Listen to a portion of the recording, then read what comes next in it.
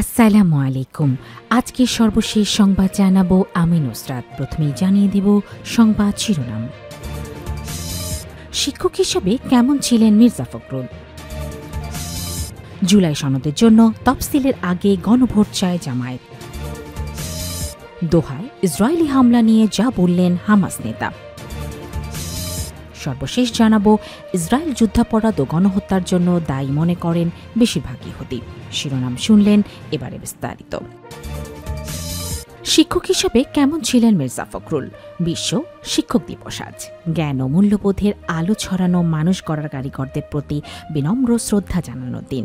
বাংলাদেশের রাজনৈতিক অঙ্গনে এমন একজন ব্যক্তিত্ব রয়েছেন যিনি তার বর্ণাঢ্য কর্মজীবন শুরু করেছিলেন শিক্ষকতা পেশায় শ্রেণীকক্ষে, যিনি দেশের অন্যতম বৃহৎ রাজনৈতিক দল বিএনপির মহাসচিব মির্জা ফখরুল ইসলাম আলমগীর, যিনি রাজনীতির উত্তাল সমুদ্রে থেকেও নিজ এলাকার মানুষের কাছে আজও তাদের প্রিয় স্যার হিসেবে পরিচিত। ঢাকা বিশ্ববিদ্যালয় থেকে অর্থনীতিতে স্নাতকোত্তর শেষের পর মির্জা ফখরুল ইসলাম আলমগীর ১৯৭২ সালের বিসিএস শিক্ষা ক্যাডারের মাধ্যমে শিক্ষকতা পেশায় যোগ দেন। ঢাকা কলেজ, দিনাজপুর সরকারি কলেজ, সবশেষ ঠাকুরগাঁও সরকারি কলেজে অর্থনীতির অধ্যাপক হিসাবে পাঠদান করেছেন তিনি। শিক্ষক হিসাবে তার সুনাম ছিল কিংবদন্তিতুল্য। তিনি কেবল পাঠ্য বইয়ের নিরস তত্ত্বই ছাত্রদের সীমাবদ্ধ রাখেননি, ছড়িয়ে দিয়েছেন দেশপ্রেম ও সামাজিক মূল্যবোধের আলো। তবে শিক্ষকতার আগে থেকেই রাজনীতির সঙ্গে তার সখ্য।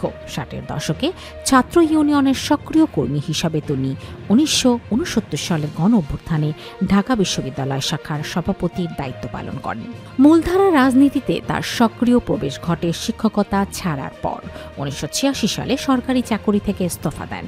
১৯৮৮ সালে ঠাকুরগাঁও পৌরসভা নির্বাচনে স্বতন্ত্র প্রার্থী হিসাবে চেয়ারম্যান নির্বাচিত হন। এরশাদের পতনের পর তিনি বাংলাদেশ জাতীয়তাবাদী দল বিএনপিতে যোগ দিয়ে দলের নীতি নির্ধারণী পর্যায়ে উঠে আসেন।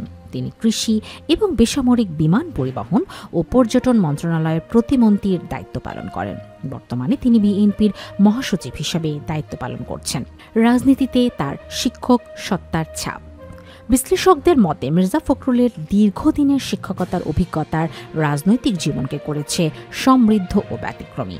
পরিশীলিত যুক্তিবোধ, পরিমিতিবোধ, মার্জিত বক্তব্য এবং ধৈর্যশীল মানসিকতায় তার শিক্ষক সত্তারই প্রতিচ্ছবি। একজন শিক্ষকের মতে তিনি মানুষের সমস্যাগুলো গভীরভাবে অনুধাবন এবং সমাধানের চেষ্টা করেন। তার স্কুল জীবনের বন্ধু এবং ঠাকুরগাঁও সরকারি কলেজের সাবেক সহকর্মী অধ্যাপক মনতোষ কুমার দের স্মৃতিচারণা করে বলেন, মির্জা ফখরুল দিনাজপুর থেকে ঠাকুরগাঁও সরকারি কলেজে সম্ভবত ১৯৮০ সালের দিকে বদলি হয়ে আসেন। তিনি অত্যন্ত জনপ্রিয় ও ছাত্র বান্ধব একজন শিক্ষক ছিলেন। ছাত্ররা তার ক্লাস খুব মনোযোগ দিয়ে করত। শিক্ষক হিসাবে তিনি যেমন সার্থক, রাজনীতিতেও তেমনই সফল।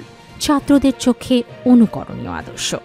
শিক্ষকতা জীবনে ছাত্রদের মনে কতটা গভীর ছাপ ফেলেছিলেন মির্জা ফখরুল তা আজও স্পষ্ট। ঢাকা বিশ্ববিদ্যালয়ের আন্তর্জাতিক সম্পর্ক বিভাগের সাবেক শিক্ষার্থী এবং এর আগে মির্জা ফখরুলের সরাসরি ছাত্র জয়নাল আবেদিন বলেন, তিনি আমাদের কাছে শুধু শিক্ষক ছিলেন না, ছিলেন একজন সাংস্কৃতিক ব্যক্তিত্ব ও অনুকরণীয় আদর্শ। শিক্ষকতা থেকেই তার রাজনীতি পথ চলা, আর ছাত্ররাই ছিল তার মূল শক্তি ও অনুপ্রেরণা। এ কারণেই ঠাকুরগাঁয়ের মানুষ আজও তাকে স্যার বলে সম্বোধন করেন। আরেক ছাত্র ও পীরগঞ্জ উপজেলার সাবেক চেয়ারম্যান জিয়াউল হাসান বলেন, আমার অর্থনীতি বিভাগের সেই গুণী শিক্ষক শুধু জ্ঞানই দেননি, আমার চিন্তার দিগন্তকে প্রসারিত করেছিলেন। সালন্দর ডিগ্রি কলেজের শরীরচর্চার শিক্ষক আফজাল হোসেন জানান, মির্জা ফখরুল আমার স্যার ছিলেন। স্যারের খেলার মাঠে বিচরণ ছিল প্রশংসাযোগ্য। ঠাকুরগাঁও ৩ আসনের সাবেক সংসদ সদস্য রহমানও তার শিক্ষকতা জীবনের কথা উল্লেখ করে প্রশংসা করেন। সমীর উদ্দিন স্মৃতি মহাবিদ্যালয়ের সাবেক অধ্যক্ষ মোহাম্মদ বেলাল হোসেন বলেন, শিক্ষক হিসাবে মির্জা ফখরুলের মতো ব্যক্তিত্বের জীবন আমাদের মনে করিয়ে দেয় শিক্ষকের ভূমিকা কেবল শ্রেণীকক্ষে সীমাবদ্ধ নয়, তারা সমাজ ও রাষ্ট্রকে নেতৃত্ব দেওয়ারও সক্ষমতা রাখেন। দিন শেষে রাজনীতির শত ব্যস্ততা ও বিতর্কের মাঝেও মির্জা ফখরুল ইসলাম আলমগীর স্যার পরিচয়টি যেন তার জীবনের সবচেয়ে বড় অর্জন হয়ে টিকে আছে। জুলাই সনদের জন্য তফসিলের আগেই গণভোট চায় জামায়াত। জুলাই সনদ বাস্তবায়নের আইনি ভিত্তির জন্য জাতীয় নির্বাচনের তফসিল ঘোষণার আগে গণভোট হতে পারে বলে জানিয়েছেন জামায়াতে ইসলামের সহকারী সেক্রেটারি জেনারেল হামিদুর রহমান আজাদ। রোববার 5 অক্টোবর দুপুরে জাতীয় ঐকমত্য কমিশনারের বৈঠকের বিরতিতে তিনি এ কথা বলেন। গণভোট কবে হবে এমন প্রশ্নের জবাবে হামিদুর রহমান আজাদ বলেন, জনগণ গণভোটে অভ্যস্ত নয়। আমরা মনে করি এটি যাতে জাতীয় নির্বাচনকে কোনো ধরনের সমস্যা না ফেলে, নভেম্বর অথবা ডিসেম্বরে এটা করা যায়। তফসিলের আগেও করতে পারেন। গণভোট হয়ে গেলে ফেব্রুয়ারিতে নির্বাচন হতে কোনো ধরনের বাধা নেই। জনগণকে একটা জটিল অবস্থায় না ফেলে বা মহাপরীক্ষায় না ফেলে সহজভাবে এগিয়ে গেলে আমরাও বাঁচি, জাতীয় বাঁচে। তিনি আরও বলেন, জুলাই সনদের আইনি ভিত্তি রচনার জন্য যদি গণভোটে যাই তাহলে এটা সবচেয়ে গ্রহণযোগ্য। এটা কখনো চ্যালেঞ্জ করতে গেলে তা টিকে থাকবে না, পার্লামেন্টও এটাকে প্রত্যাখ্যান করতে পারবে না। বিএনপির সঙ্গে জামায়াতের কোনো দূরত্ব নেই জানিয়ে এই জামায়াত নেতা বলেন, গণভোটের রেজাল্ট যদি আমাদের বিপক্ষেও যায় আমরা এখানে ছাড় দেব। হামিদুর রহমান আজাদ বলেন, সংস্কারের বিষয়ে আমরা সব সময় সোচ্চার ছিলাম। সনদ বাস্তবায়নের আইনি ভিত্তির জন্য গণভোটের পক্ষে সবাই মত দিয়েছেন। দোহায় ইসরায়েলি হামলা নিয়ে যা বললেন হামাস নেতা। কাতারের দোহায় ইসরায়েলি হামলার পর প্রথমবারের মতো গণমাধ্যমের সঙ্গে কথা বলেছেন ফিলিস্তিনি প্রতিরোধ আন্দোলনের হামাসের জ্যেষ্ঠ নেতা খালিল আল হাইয়া। কাতার ও মিশরের মধ্যস্থতায় চলমান যুদ্ধবিরতি আলোচনায় হামাসের প্রতিনিধি দলের প্রধান আল হাইয়া আল আরাবি টেলিভিশনে প্রচারিত এক রেকর্ডকৃত বার্তায় বক্তব্য দেন। গত 6 সেপ্টেম্বর দোহায় ইসরায়েলি হামলার পর এই প্রথম তিনি প্রকাশ্যে বার্তা দিলেন। এ সময় দোহায় ইসরায়েলি হামলায় নিহত তার ছেলে ও সহকর্মীদের জন্য শোক প্রকাশের পাশাপাশি তিনি জোর দিয়ে বলেন, ব্যক্তিগত বেদনা ফিলিস্তিনি জাতির সম্মিলিত ত্যাগ থেকে আলাদা নয়। আল হাইয়া বলেন, আজ আমার যন্ত্রণা ও গৌরব দুয়ের ছায়াতেই বাস করছি। তিনি জানান, তিনি নিজের পরিবারের সদস্যদের মৃত্যু আর গাজায় নিহত হাজারো ফিলিস্তিনের মৃত্যুর মধ্যে কোনো পার্থক্য করেন না। তিনি জোর দিয়ে বলেন, আমি আমার সন্তান ও গাজায় দখলদার বাহিনীর হাতে নিহত কোনো ফিলিস্তিনের শিশুর মধ্যে কোনো পার্থক্য করি না। আল হাইয়া উল্লেখ করেন, এসব ক্ষয়ক্ষতির পিছনে একটি মূল কারণ দখলদার ইসরায়েলের অব্যাহত অপরাধ। তিনি তার ছেলেসহ নিহতদের শহীদ আখ্যা দিয়ে বলেন, তাদের রক্তই মুক্তির পথ প্রশস্ত করছে। তিনি আরও বলেন, গাজার ধৈর্য ও দৃঢ়তা জাতীয় ও ঐতিহাসিক সংগ্রামের প্রতীক। হামাসের এই জ্যেষ্ঠ নেতা বলেন, আমরা এই বৃহৎ পরিবারের অংশ।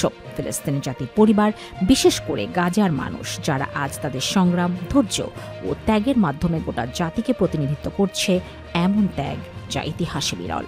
বক্তব্যে আল হাইয়া শতবর্ষেরও বেশি সময় ধরে চলা ফিলিস্তিনের সংগ্রামের প্রতি শ্রদ্ধা নিবেদন করেন। বলেন, বর্তমানে যুদ্ধ সেই দীর্ঘ ঐতিহাসিক লড়াইয়েরই ধারাবাহিকতা যা ইসরায়েলি ও পশ্চিমা ষড়যন্ত্রের বিরুদ্ধে চলছে।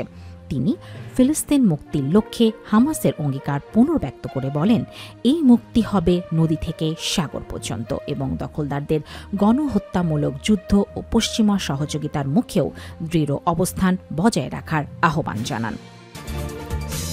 ইসরায়েল যুদ্ধাপরাধ ও গণহত্যার জন্য দায়ী মনে করেন বেশিরভাগ ইহুদিদের।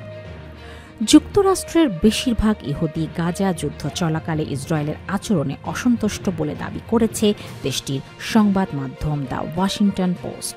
এক জরিপে দেখা গেছে 61% ইহুদিবাদী মনে করেন ইসরায়েল যুদ্ধাপরাধ করেছে এবং 4 জনের 1 জন দাবি করেছেন দেশটি গণহত্যার জন্য দায়ী। রোববার 5 অক্টোবর প্রকাশিত এক প্রতিবেদনে এই তথ্য জানিয়েছেন জেরুজালেম পোস্ট। জরিপ অনুযায়ী ইসরায়েলের বর্তমান সরকারের প্রতি অসন্তোষ বিশেষভাবে প্রবল। মোট 68% ইসরায়েলি দেশটির প্রধানমন্ত্রী বেনিয়ামিন নেতানিয়াহুর নেতৃত্বের প্রতি নেতিবাচক মনোভাব প্রকাশ করেছেন। এদের মধ্যে 48% তার নেতৃত্বকে দুর্বল হিসাবে মূল্যায়ন করেছেন, যা 5 বছর আগে পিউ রিসার্চ সেন্টারের জরিপের তুলনায় 20% বৃদ্ধি পেয়েছে। জরিপ অনুযায়ী যদিও ইহুদিরা হামাসকে যুদ্ধের জন্য দায়ী মনে করেন, তবুও অনেকেই প্রধানমন্ত্রী বেনিয়ামিন নেতানিয়াহুর যুদ্ধ নীতির প্রতি সমর্থন কমিয়েছেন।